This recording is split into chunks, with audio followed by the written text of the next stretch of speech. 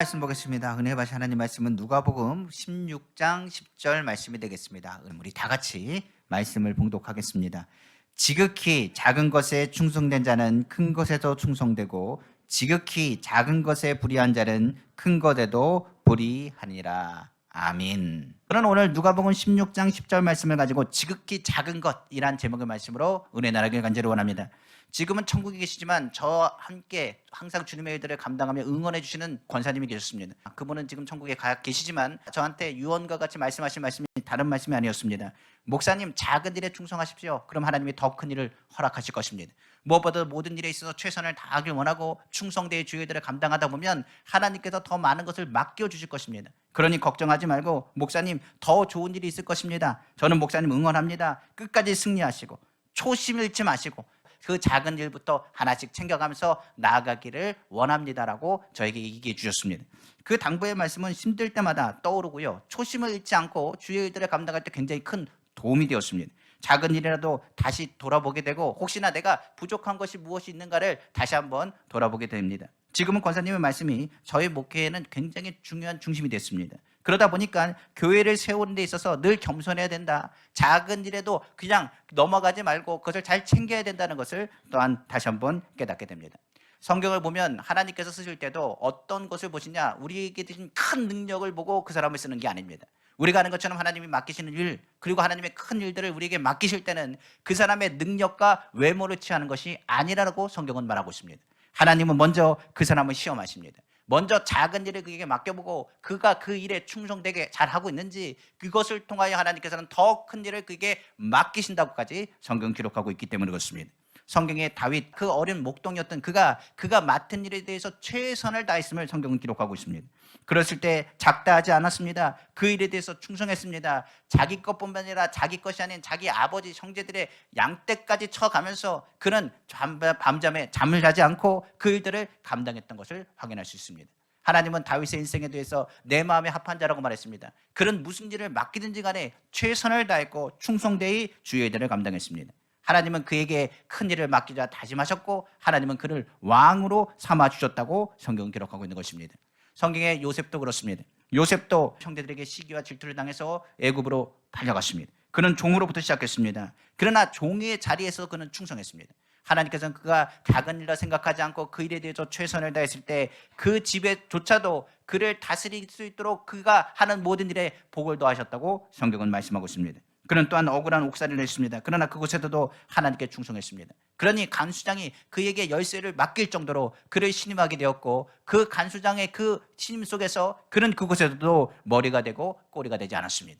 성경은 말합니다. 그가 때가 되었을 때 작은 일에 충성하는 그를 통하여 악을 선으로 바꾸셨습니다. 그리고 하나님께서는 그를 애굽의 총리로 세워주셨다고 성경 기록하고 있는 것입니다. 성경은 늘 말합니다. 적은 일에 충성하는 자가 되라. 작다고 부족하다고 생각하지 말고 그 작은 일에 충성하고 최선을 다하는 자가 되라. 그리하면 너에게 많은 것을 맡길 것이고 너는 주인의 즐거움에 참여하게 될 것이며 하나님의 기쁨 안에 거하게 될 것이라고 또한 강조하여 말하고 있는 것입니다. 마태복음 25장 21절에 이렇게 말하고 있습니다. 그 주인이 이르되 잘하였도다. 착하고 충성된 종아, 내가 적은 일에 충성하였음에 내가 많은 것을 내게 맡기리니 내 주인의 즐거움에 참여할지어다 하고 성경은 말하고 있는 것입니다. 하나님은 오늘날 어떤 걸 보냐, 우리의 큰 것을 본 게 아닙니다. 지극히 작은 것, 우리가 생각하기에 별 볼 일 없고 보잘것없는 일에 대해서 우리가 어떻게 행동하는 일을 먼저 유심히 보신다는 사실입니다. 우리가 무슨 병에 걸리면 세포의 작은 것을 뗍니다. 그러나 이 작은 것은 작은 것으로 끝나지 않습니다. 그 세포의 작은 것을 통하여 조직을 검사해서 전체적인 부분에 대한 건강 상태를 확인할 수 있는 것과 똑같습니다. 그러니까 하나님은 작은 일에 대해서 어떻게 행하느냐를 통하여 그 사람의 장차 어떤 사람이 될 것인 것을 보고 있다는 사실입니다. 삶의 방향을 제대로 가고 있는지 확인할 수 있는 지표가 되는 것도 작은 일에 대해서 어떻게 행하는지, 그리고 작은 힘으로 어떤 일들을 이루는지에 대한 것을 성경은 기록하고 있기 때문에 그렇습니다. 그러므로 오늘 하나님이 우리의 작은 것을 보고 계십니다. 그리고 작은 것을 통하여 어떤 모습으로 행하는지를 지켜보고 계시는 것입니다. 우리의 그럼 작은 것은 무엇이며 이 작은 것을 통해서 하나님께서 보고자 하는 것이 무엇인지를 오늘 말씀 속에서 깨닫길 원합니다. 첫째로 우리의 작은 것은 뭐가 있을까요? 우리에게 있어서 작은 것은 우리에게 주어진 힘입니다. 하나님이 보시기에는 우리의 힘은 연약하고 작을 수밖에 없습니다. 그러므로 하나님이 보실 땐 우리의 힘은 연약하고 부족할 수밖에 없습니다. 그러나 이 작은 힘을 가지고 너희가 하나님을 바라보는지 바라보지 않는지를 하나님은 시험하십니다.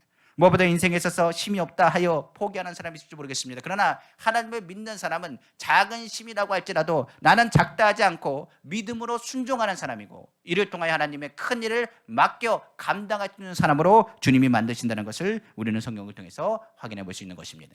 그러므로 하나님은 우리에게 말씀하십니다. 작은 힘, 그래 너희가 가진 건 작은 힘이라. 너희 힘이 작으면 작을수록 누구의 영광이 드러날 것이라. 하나님의 영광은 드러날 것이라고 성경은 말하고 있는 것입니다. 그러므로 우리가 주의를 할 때는요, 항상 그렇습니다. 힘이 약합니다. 저도 약합니다. 부족합니다. 저도 부족합니다. 할 수 없습니다. 저도 할 수 없습니다. 그러나 항상 성경은 말합니다. 우리는 할 수 없습니다. 그러나 주님이 우리와 함께 하시면 우리는 할 수 있습니다.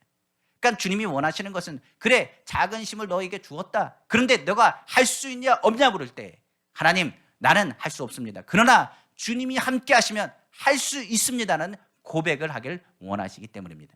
그러므로 성경에서 원하는 것, 작은 힘으로 포기하거나 낙망하거나 절망하지 말아라. 그리고 작은 힘을 가졌다고 불평하거나 원망하지 말아라. 작은 힘을 가졌다고 낙망하거나 포기하지 말아라. 오히려 작은 힘을 가지고 누 앞에 나가는 것, 하나님 앞에 나아가는 믿음을 주님이 보기를 원하신다는 것을 우리는 기억해야 되는 것입니다. 그럼 한번 성경을 예를 통해서 우리에게 한번 말씀하는 것을 듣길 원합니다.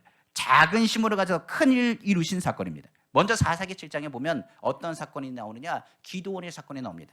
기드온의 300용사 이야기 우리는 잘 압니다. 기드온이 누구예요? 미디안과 그리고 아말렉의 연합군, 엄청난 군대를 멸절시킨 사건이 사사기 7장에 기록되어 있습니다. 이스라엘과 미디안의 전쟁이 벌어질 때 기드온은 나팔을 불었습니다. 그리고 군대를 모집했습니다. 그때 모집한 인원이 성경을 보니까 한 32,000명 정도 됐다고 합니다. 청자들 합치면 32,000명의 숫자입니다. 그런데 성경을 자세히 보면 이 32,000명의 숫자를 가지고 수십만 명이 되는 그 연합군을 이길 수도 없으며 상대할 수조차 없습니다. 그러나 32,000명 그 숫자라도 하나님이 보내신 것에 대해서 기드온은 어찌 보면 감사했을지 모르겠습니다. 그런데 하나님께서 뭐라고 말씀하느냐, 기드온에게 이렇게 말합니다. 너를 따르는 백성이 너무 많구나. 이는 너희의 힘으로 미디안을 이겼다 할 것이다. 그러니 두려워하는 사람은 집으로 돌려보내라고 말합니다. 32,000명도 적은데 무엇보다 하나님께서 뭐라고 하느냐, 지금 너무 많다고 말씀하십니다. 그러니까 오히려 이것을 통해서 두려워하거나 걱정하는 사람이 있으면 그냥 돌려보내라, 필요 없다라고 이야기하십니다. 사사기 7장 2절에 3절입니다. 여호와께서 기드온에게 이르시되 너를 따르는 백성이 너무 많은즉 내가 그들의 손에 미디안 사람을 넘겨주지 아니하리니 이는 이스라엘이 나를 거스려 스스로 자랑하기를 내 손이 나를 구원하였다 할까 함이니라. 이제 너는 백성의 귀에 외쳐 이르기를 누구든지 두려워 떠는 자는 길라산을 떠나 돌아가라 하라 하시니 이에 돌아간 백성이 22,000명이요 남은 자가 10,000명이었더라. 성경 말하고 있습니다. 32,000명도 적은 숫자입니다. 상대하기는 정말 어마어마한 숫자입니다. 그런데 돌아가라고 말합니다. 그랬더니 절반 이상이 돌아갔습니다. 22,000명이 다 집으로 돌아갔습니다. 이제 남은 숫자는 10,000명이었습니다.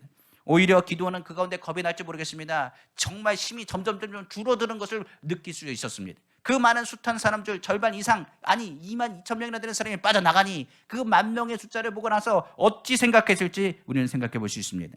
염려가 다가왔을지 모르겠습니다. 그런데 하나님께서 또 기드온에게 이렇게 말씀하십니다. 아직도 백성이 많다. 너무 많다. 그들을 인도하여 물가로 내려가서 시험하고 합당한 사람만 써야 될 것이다 라고 기드온에게 말합니다. 그러니까 기드온이 그 말을 듣고 나서는 어이없을지 모르겠습니다. 하나님, 32,000명도 적은 숫자입니다. 그런데 그거보다 적은 10,000명입니다. 그런데 이것도 많다고요. 그러나 그는 하나님을 의지하는 사람이었습니다. 그래서 하나님 말씀대로 순종하기로 작정합니다. 사사기 7장 4절의 7절입니다. 여호와께서 또 기드온에게 이르시되 백성이 아직도 많으니 그들을 인도하여 물가로 데려가라. 거기서 내가 너를 위하여 그들을 시험하리라. 내가 누구를 가리켜 내게 이르기를 이 사람이 너와 함께 가리라 하면 그는 너와 함께 갈 것이요 내가 누구를 가리켜 내가 이르기를 이 사람이 너와 함께 가지 말 것이라 하면 그는 가지 말 것이라 하시니라. 이에 백성을 인도하여 물가로 데려가매 여호와께서 기드온에게 이르시되 누구든지 개가 핥는 것 같이 혀로 물을 핥는 자들을 너는 따로 세우고 또 누구든지 무릎을 꿇고 마시는 자들도 그와 같이 하라 하시더니 손으로 움켜 입에 대고 핥는 자의 수는 300명이요 그 외의 백성은 다 무릎을 꿇고 물을 마신지라. 여호와께서 기드온에게 이르시되 내가 이 물을 핥아 먹은 300명으로 너희를 구원하여 미디안을 내 손에 넘겨주리니 남은 백성은 각각 자기의 처소로 돌아갈 것이니라 하시니 성경은 말하고 있는 것입니다. 32,000명도 그리고 10,000명도 아닙니다. 이제는 1,000명도 아닙니다. 성경에 보니까 대다수의 사람이 돌아갔다고 말했습니다. 몇 명만 남았느냐? 300명만 남았습니다. 이 300명 가지고는 도대체가 상대할 수도 없고 싸울 수 없는 환경인 거에 가운데 놓여진 정말 작은 숫자였습니다. 그러나 성경은 보십시오. 하나님께서 적은 것에 대해서 하나님의 능력이 더하면 어떤 일이 일어나는 것을 기드온에게 보이셨습니다. 성경은 말하기를 이렇게 얘기합니다. 하나님께서 기드온과 함께 하심에 기드온이 그 300명의 용사를 데리고 수십만의 미디안 적군의 연합군을 마치 한 사람 치듯 쳐서 대승리를 거두게 하셨다라고 성경은 또한 기록하고 있는 것입니다. 그러니까 성경에서는 힘을 보시는 것이 아닙니다. 그가 하나님의 말씀에 순종하는지, 그가 자기의 힘을 내려놓고 하나님을 전적으로 의지한지를 보고 계시는 것입니다. 이때 하나님의 능력이 그를 도와서 대승리를 거둘 수 있는 하나님의 방법과 하나님의 기적을 이루게 되는 것입니다. 성경에 또한 적은 것으로 믿음으로 순종한 사르밧 과부의 이야기가 있습니다. 우리가 아는 것처럼 열왕기상 17장에 보면 사르밧 과부의 이야기가 기록되어 있습니다. 아합이 이스라엘 다스렸습니다. 이세벨이라는 왕은 무엇을 하느냐? 바알을 숭배하는 사람이었습니다. 하나님은 진노하셨고 이스라엘에 3년 6개월 동안 기근에 대한 일들을 이루게 만드셨습니다. 그러므로 비가 내리지 않기 때문에 사람들은 굶주렸고 먹을 양식이 떨어져 갔습니다. 그때 사르밧 과부의 그 집안도 가뭄을 만나서 어려움을 겪게 되었습니다. 이제 남은 것은 한 줍 손에 대는 밀가루 정도와 그리고 기름병에 남은 조그만한 기름이었습니다. 그것을 가지고 이것을 먹고 그 아들과 죽으려고 할 때 엘리야가 그를 찾아왔습니다. 엘리야가 사르밧 과부에게 가서 이렇게 권합니다. 열왕기상 17장 13절에 14절입니다. 엘리야가 그에게 이르되 두려워하지 말고 가서 내 말대로 하려니와 먼저 그것으로 나를 위하여 작은 떡 한 개를 만들어 내게로 가져오고 그 후에 너와 내 아들을 위하여 만들라. 이스라엘 하나님 여호와의 말씀이 나 여호와가 비를 지면에 내리는 날까지 그 통에 가루가 떨어지지 아니하고 그 병에 기름이 없어지지 아니하리라 하셨느니라고 성경은 말씀하고 있는 것입니다. 사르밧 과부는 이 이야기를 듣고 나서 어떻게 하느냐? 하나님의 음성과 하나님의 말씀으로 듣고 믿고 순종했습니다. 지금 먹을 것이 없습니다. 그냥 과자 한두 개 정도 만들 양입니다. 그것을 갖다가 밀가루에 있는 모든 것을 다 해서 그가 갖고 있는 것을 쥐어 짜서 과자과 떡을 만들어서 엘리야에게 주었습니다. 엘리야의 그 말대로 과부는 지극히 적은 밀가루 한 움큼 얼마 남지 않는 기름을 가지고 믿음의 순종을 보인 것입니다. 그때 어떤 일이 났습니까? 하나님의 능력이 그 가정 가운데 나타났습니다. 지극히 작은 거였습니다. 그러나 그 작은 것을 가지고 하나님께서 어떻게 하시냐? 그 통에 마르지 않는 축복의 통로가 생기게 되었음을 성경은 말하고 있는 것입니다. 오늘 주님께서도 말씀하십니다. 우리가 작다고 하지만 그 사르밧 과부에게 이것이 모든 것이었을 것입니다.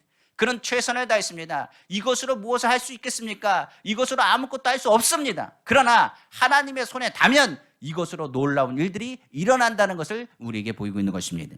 예수님께서도 사역하셨을 때 광야에서 작은 것으로 2만여 명을 먹이신 사건이 있습니다. 우리가 아는 것처럼 오병이어의 기적입니다. 성경은 말합니다. 오병이의 기적, 이것은 예수님의 손에 들렸을 때 보잘것없는 그 오병이어가 2만여 명을 먹였던 사건으로 기록되어 있는 것입니다.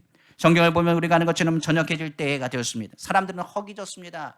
그것을 보고 불쌍히 여기셨습니다. 그리고 나서 빌립에게 말하기를 저들에게 먹을 것을 주라고 말합니다. 그런데 계산을 해보면 불가능합니다. 광야에서는 떡을 구할 때도 먹을 것을 구할 때도 없거니와 떡을 살려면 사람들에게 모아도 200데나리온이라는 큰 돈이 필요하더라고 빌립은 고백했습니다. 요한복음 6장 7절입니다. 빌립이 대답하되 각 사람으로 조금씩 받게 할지라도 200데나리온의 떡이 부족하리이다. 성경은 말하고 있는 것입니다. 그러니까 200데나리온은 한 사람의 품삯을 1데나리온으로 얘기한다면 200분의 품삯이나 되는 큰 금액이 더 필요하다는 것을 의미하고 있는 것입니다.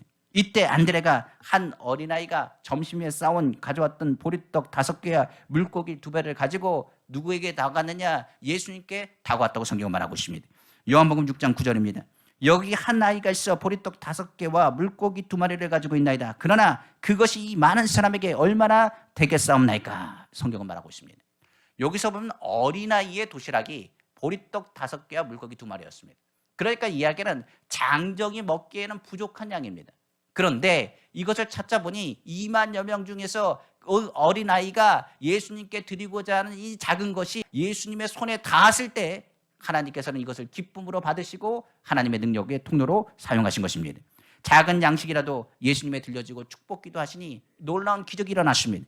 오히려 남녀 2만여 명을 먹이고도 12가지 광주리가 남는 기적이 일어나게 된 것입니다.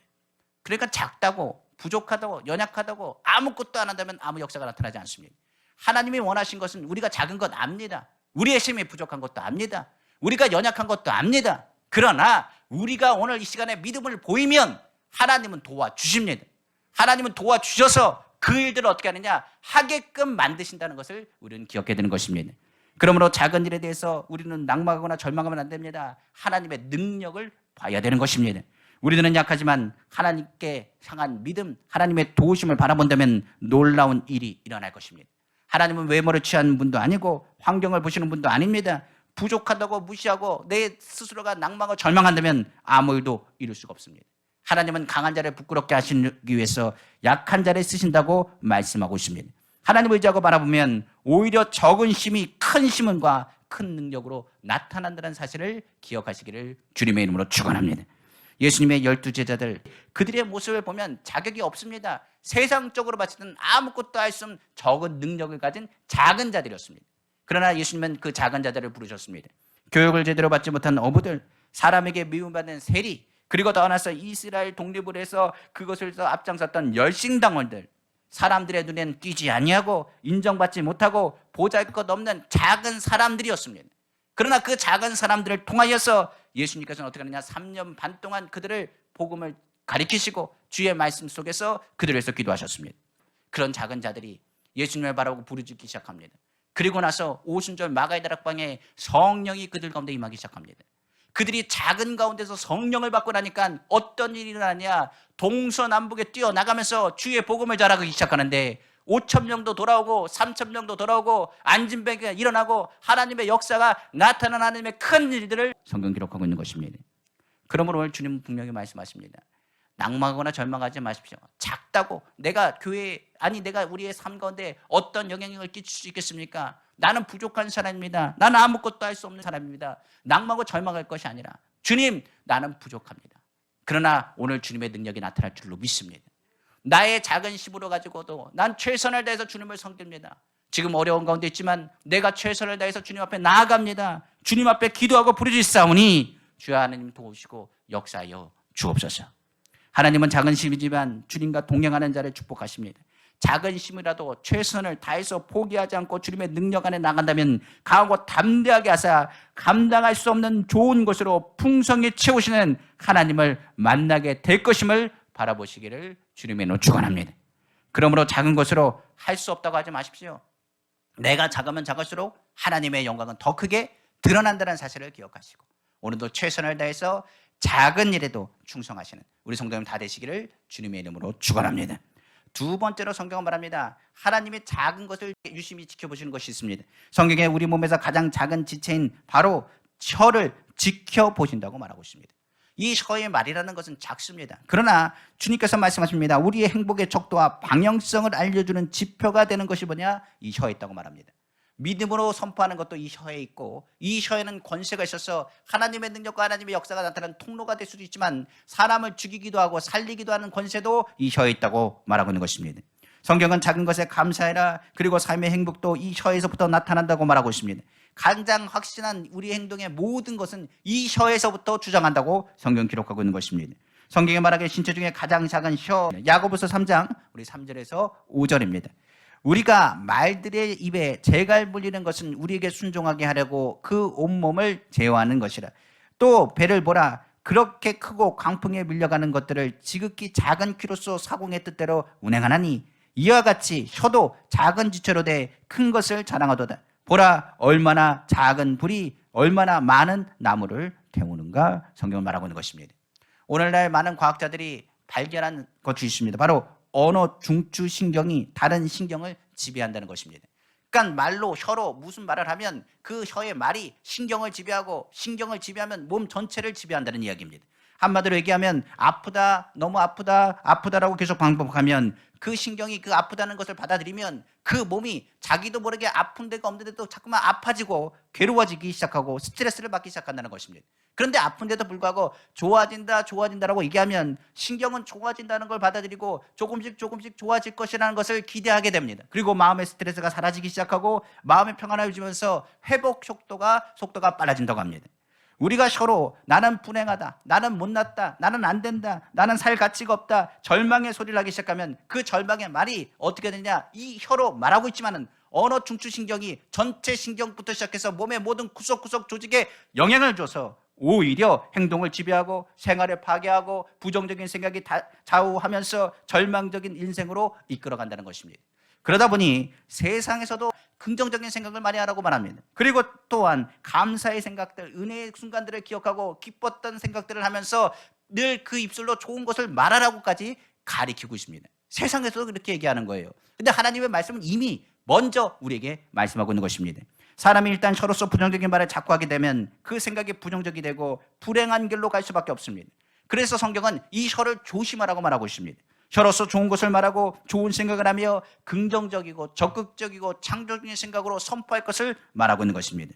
나온 말은 작은 말이라도 사람을 죽이고 살리기도 합니다. 혀는 지극히 작은 지체지만 혀의 말로 사람의 생사를 좌우할 수 있는 능력이 그 혀에 있다고까지 성경은 기록하고 있기 때문에 그렇습니다.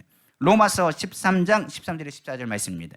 그들의 목구멍은 열린 무덤이요 그 혀로는 속임을 일삼으며 그 입술에는 독사의 독이 있고 그 입에는 저주와 악독이 가득하고 성경 말하고 있는 것입니다. 혀라는 것, 우리가 죄를 짓는 사람들의 얘기 들으면 말이 무슨 큰 죄가 되겠습니까? 라고 말하는데 아닙니다. 말 한마디로 큰 죄와 큰 풍랑을 일으킬 수 있습니다. 성경에 말한 것처럼 지극히 작은 혀가 큰 불을 일으킨다는 것을 알아야 된다고 말합니다. 혀 말 한마디가 말하는 사람을 상처 주고 아프게 할 뿐만 아니라 그 사람을 괴롭히게도 만듭니다. 입술에는 독사의 독이 있다고 말합니다. 남을 무모하게 비판하거나 억울하게 만드는 일, 헛되는 일에 상처 주는 일, 그것은 굉장히 무서운 독이 됩니다. 오늘날 이 독이 올라와 자신의 행복과 자신의 삶을 망치고 부정적으로 이끌어가서 그 인생을 빼앗는다는 것을 우리는 알아야 되는 것입니다. 그러니까 혀에 대해서 성경은 이렇게 강력하게 말하고 있습니다. 그뿐만이 아닙니다. 야고보서 3장 1절에서 12절에 보면 이 혀에 대한 말씀이 기록되어 있습니다. 그런데 이 혀에 대한 것을 정리해 보면 먼저 혀는 뭐라고 얘기하느냐? 불이라고 말했습니다. 작은 불이 큰 불을 일으킨 것이보다 바로 혀에 있다고 말했습니다. 더 나아가 혀는 불의의 세계라고 말합니다. 이 말을 어떻게 하느냐에 따라서 자신의 몸도 더럽힐 수 있지만 다른 사람도 더럽힐 수 있게 만드는 것이 뭐라고 이야기하느냐? 혀라고 이야기합니다. 그러니까 인격을 완전히 망가뜨릴 수 있는 것도 이 혀에 있습니다. 남의 인격조차도 더럽히게 만드는 것도 이 혀의 권세에 있는 것입니다. 나아가서 성경에 또 뭐라고 했느냐? 생의 바퀴를 불사르다니 이 사르는 것은 지옥불에서 난다고 말했습니다. 바로 지옥에서 불이 나오는 것처럼 사람들을 괴롭고 고통을 줄 수 있는 것이 바로 혀에 있다라고 말하고 있는 것입니다. 그러니까 말 한마디가 사람을 살리기도 하지만 말 한마디가 그 사람을 죽이는 것입니다. 내가 말 한마디가 나를 건강하게도 할 수 있지만 말 한마디가 내가 가지고 있는 행복을 빼앗을 수도 있다는 것입니다. 그러므로 성경은 이 혀에 대해서 이야기합니다. 나는 너의 말하는 것을 집중하여 본다고 했습니다. 성경은 우리의 신음소리도 들으신다고 말씀하셨습니다. 우리가 무슨 말 하는지 그 귀에 들린 대로 주님은 행하신다고 말씀하셨습니다. 그렇기 때문에 성경은 이 작은 지체 중에 가장 작은 부위이지만 이 혀가 너희의 인생의 모든 것을 이끌어가는 방향성을 제시하고 있다고까지 이야기하는 것입니다. 그러므로 이 혀를 통하여 말을 잘하면 천냥빛도 갚는 것처럼 모든 빛을 청산할 수 있고 우리의 입술 하나가 많은 사람을 살리거나 용기와 희망과 능력으로 그들을 세울 수 있다는 것을 우리는 알아야 되는 것입니다. 그러므로 교회에서는 항상 무슨 이야기하느냐? 긍정적인 말을 합니다. 그리고 그냥 책임 없이 긍정적인 말을 하는 것이 아닙니다. 예수 이름으로 무엇을 선포하느냐? 치료를 선포하고 예수 이름으로 무엇을 선포하느냐? 성도들의 가정의 축복을 선포하고 예수 이름으로 무엇을 선포하느냐? 행복과 위로를 선포하고 예수 그리스도 안에서 기쁨을 선포하는 것입니다. 그러므로 오늘 주님의 전에 나와서 주의 말씀을 들으면 주님이 우리를 사랑하신다는 것과 우리를 포기하지 않는다는 것을 기억하게 될 것입니다. 그러므로 성경은 말합니다. 너희가 이제 이 혀로 해야 될 것이 무엇인지를 기억하라. 그러므로 이 작은 혀지만 이 작은 혀가 무엇하느냐? 사람도 살릴 수 있지만 하나님을 감동시키게 한다는 것을 기억할 것을 성경은 말하고 있는 것입니다. 그러므로 성경에서 말한 것처럼 우리는 친절의 말, 그리고 생산적인 말, 축복의 말, 기쁨의 말, 용서의 말, 그리고 주님을 향한 복음을 전하는 도구로서 이 입술의 권세를 사용하시기를 다시 한번 주님의 이름으로 축원합니다. 마지막 세 번째로 하나님은 우리의 무엇을 보시느냐? 작은 일을 보십니다. 우리가 하는 것은 이 작은 일에 충성하는 자를 통하여 하나님은 큰 복을 주시고 더 나아가서 더 풍성히 채우시길 원한다라고 성경은 기록하고 있는 것입니다. 우리 일은 아무리 커도요, 하나님 보시기엔 작은 일입니다. 그러나 하나님의 일은 아무리 작아도요, 우리의 입장에서는 얼마나 큰 일인지를 우리는 알아야 되는 것입니다. 하나님께서는 우리에게 말합니다. 내가 너에게 일을 맡기기 전 작은 일을 먼저 테스트한다고 했습니다. 하나님의 작은 일이지만 작은 일은 작은 일이 아닙니다. 하나님께서 우리에게 맡기신 작은 일은 도대체가 작은 일이라고 볼 수가 없습니다. 큰 일입니다. 그럴 때 주님께서 말씀하십니다. 이 작은 것, 맡겨진 하나만이라도 그것을 별 볼일 생각하지 않고 그것을 충성되게 감당하면 그 실천하는 모습 속에서 많은 변화를 일으켜 주신다고 성경은 말하고 있는 것입니다.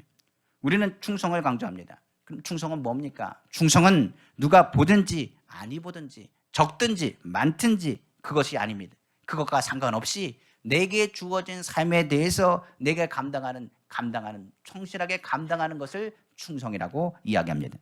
신앙도 마찬가지입니다. 좋은 신앙이란 지극히 평범한 생활을 충실하게 이끌어가는 것을 의미합니다. 주일에는 우리가 예배 나오는 것 평범한 일입니다. 기독교인들은 다 하는 거 아닙니까? 라고 얘기합니다. 그런데요, 다 하는 거 아니더라고요. 우리가 하는 것처럼 예배 드리고 기도하는 거 다 식사 때 기도하는 건 아닙니까? 평범한 거 아닙니까? 다 하는 거 아닙니까? 라고 얘기합니다. 그런데 가장 기본적인 것이 안 돼 있는 사람들이 많이 있습니다. 성경은 말하기를 하나님께서 원하시는 것은 작은 것부터 실천하는 모습을 보길 원하시는 것입니다. 가장 평범한 사람들을 하나님은 택하셔서 가장 큰 일을 그에게 맡기신 것처럼 우리의 삶 가운데 가장 평범한 일부터 충성하고 그 충성함을 통해서 더 큰 하나님의 일들을 감당하게 되기를 다시 한번 주님의 이름으로 축원합니다. 마태복음 25장에 보면 예수님께서 말씀하신 달란트 비유가 있습니다. 거기서 보면 5달란트 받은 사람, 2달란트 받은 사람, 1달란트 받은 사람이 있습니다. 많은 사람들이 이 성경을 보면서 이런 얘기합니다. 5달란트 받은 사람은 많이 받았으니까, 2달란트 받은 사람은 그래도 받았으니까, 1달란트 받은 사람은 너무 적다라고 얘기하는 사람이 있습니다. 근데 이건 성경을 잘 몰라서 그렇습니다. 우리가 아는 것처럼 성경에 그 주인이 그 종들에게 맡길 때 그들의 능력대로 그동안에 해왔던 행실대로 그들에게 맡기신 것입니다. 그러니까 5달란트 받은 사람은 이 달란트를 감당할 만한 능력이 있다고 보았기 때문에 그에게 맡긴 겁니다. 그가 어떻게 그에게 충성했는지 모르겠지만 그는 그 충성하여서 5달란트를 더 남겼습니다. 2달란트 받은 사람도 그렇게 했습니다. 그런데 1달란트 받은 사람은 솔직히 자격이 있는지 없는지 모르겠습니다. 그러나 1달란트를 그에게 맡기셨다고 성경 기록하고 있는 것입니다. 아까 얘기했습니다. 달란트 작은 금액 아닙니다. 성경에서 보면 이 1달란트가 무엇보다는 6천 드라크마라고 있는데 대란위로 생각하면 6천일의 품삯입니다. 그럼 6천일의 품삯이라고 하면 어마어마한 금액입니다. 하루에 12만 원씩 따지면 얼마나 된 금액이 되느냐? 7억 2천이 넘는 금액입니다. 오늘날로 계산해 보면 한 10억 정도 되는 가치입니다. 그러니까 1달란트가 작은 금액이 아니라 10억 되는 금액을 그에게 맡긴 겁니다. 한마디로 얘기하면 우리가 금액으로 생각하면 1달란트로 하니까 작게 생각할지 모르겠지만 10억이란 금액을 그에게 맡겼으니라고 생각하면 내용이 좀 달라집니다. 그러니까 어마어마한 금액을 그에게 맡긴 겁니다. 5달란트 받은 사람은 10억으로 따지면 50억을 맡긴 것이고 2달란트 받은 사람은 20억을 맡긴 거고 그리고 1달란트 받은 사람은 10억을 맡긴 겁니다. 10억이 작습니까? 큰 돈입니다. 그런데 그들이 하는 행동은 완전히 달랐습니다. 5달란트 받은 사람은 5달란트를 남겼고 2달란트 받은 사람은 2달란트를 남겼습니다. 성경은 이렇게 기록합니다. 그에게 말하기를 5달란트 받은 사람, 2달란트 받은 사람에게 주인이 이렇게 말했습니다. 잘하였도다 착하고 충성된 종아, 내가 작은 일에 충성하였으며 내가 많은 것으로 내게 맡기리니 내 주인의 즐거움에 참여할지어다. 근데 중요한 것은 주인의 입장에서는요 50억이든 20억이든 10억이든 큰 돈이 아닙니다. 여기서 뭐라 그러냐? 작은 것이라고 했습니다. 내가 작은 것을 너에게 맡겼다고 했습니다. 그러니까 종의 입장에서는 큰 돈입니다. 그러나 주인의 입장에서는 큰 돈이 아닙니다. 작은 것을 너에게 맡겼다고 했습니다. 그러나 이것에 대해서 내가 작은 일에 충성하였으므로 내가 뭐 할 것이라 더 많은 것을 너에게 맡길 것이라고 성경은 기록하고 있는 것입니다. 그러니까 완전히 성경은 뭘 얘기하느냐? 우리에게 설명하는 것, 하나님이 보시는 작은 일, 너에게 맡긴 일에 내가 충성하는지 아니한지를 보고 계신 것입니다. 그런데 1달란트 받은 주인께 이렇게 말합니다. 주인님, 당신은 굳은 사람이라 심지 않은 데서 거두고 해치지 않은 데서 모으는 줄을 내가 알았으므로 두려워하여 나가서 당신의 달란트를 땅에 감추어 두었습니다 라고 말합니다. 그때 주인이 뭐라고 얘기했습니까? 악하고 게으른 종아, 나는 심지 않은 데서 거두고 해치지 않은 데서 모으는 줄을 내가 알았느냐? 그렇다면 은행에 넣어서 이자라도 내게 갖고 와야 될 것 아니겠느냐라고 성경은 말하고 있는 것입니다.